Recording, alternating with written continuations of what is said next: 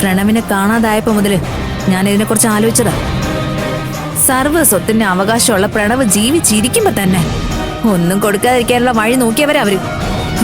അപ്പോഴല്ലേ ഇനി പ്രണവ് ചത്തു കഴിഞ്ഞിട്ട് ഭാര്യയെ എനിക്ക് തരുന്നത്.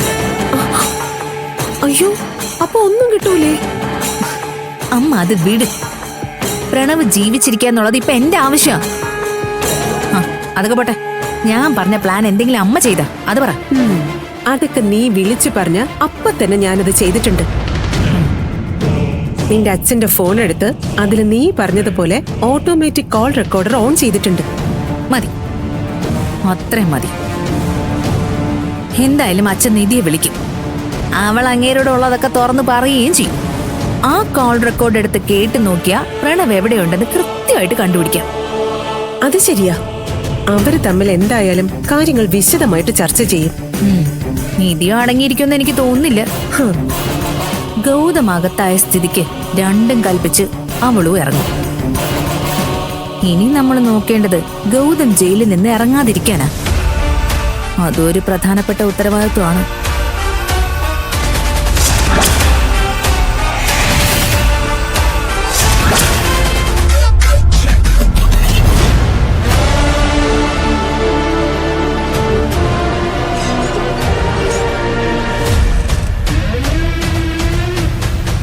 മാഡം ഒന്നും ഇതുവരെ പറഞ്ഞില്ല.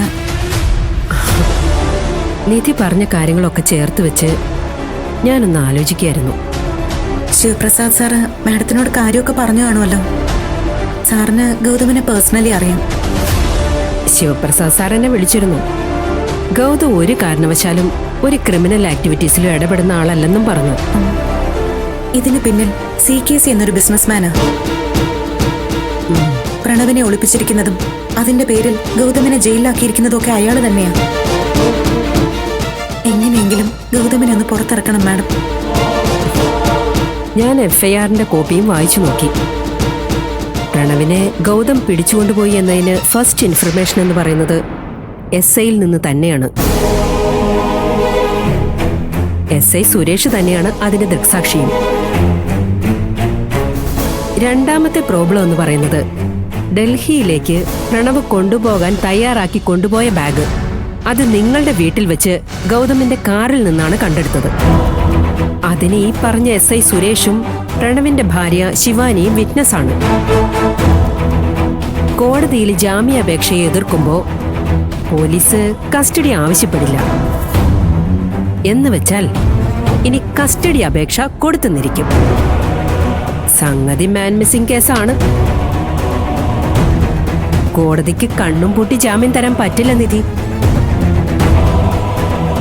നമ്മളിപ്പോ ജാമ്യാപേക്ഷ മൂവ് ചെയ്താലും പ്രോസിക്യൂഷൻ അതിനെ ശക്തമായി എതിർക്കും. ഗൗതം പുറത്തിറങ്ങിയ കക്ഷികളെ സ്വാധീനിക്കുമെന്നും ചിലപ്പോ പ്രണവിന്റെ ജീവന് തന്നെ ആപത്താണെന്നും വാദിച്ചു വന്നു. ഇതില് വേറൊരു കോംപ്ലിക്കേഷൻ ഉള്ളത് പ്രണവ് എവിടെയാണെന്ന് ഗൗതം സമ്മതിക്കുകയോ കുറ്റസമ്മതം നടത്തുകയോ ചെയ്തിട്ടില്ല.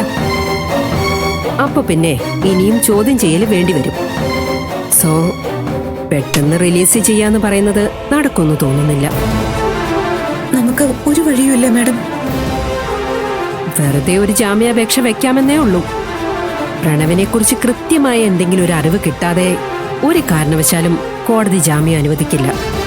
അതിന് ശ്രമിച്ചിട്ട് കാര്യവും ഇല്ല. പ്രണവിനെ സ്വന്തം മകനെ പോലെ കാണുന്ന ആളാ ഗൗതം.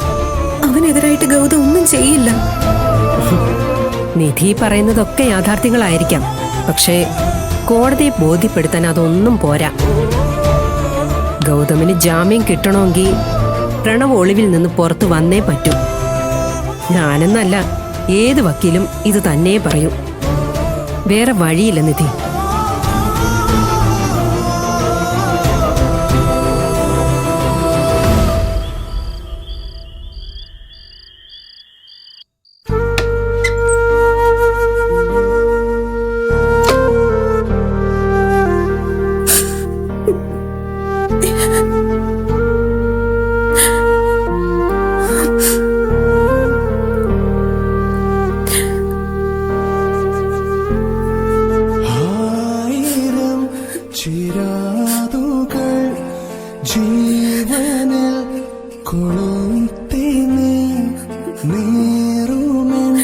സഖീന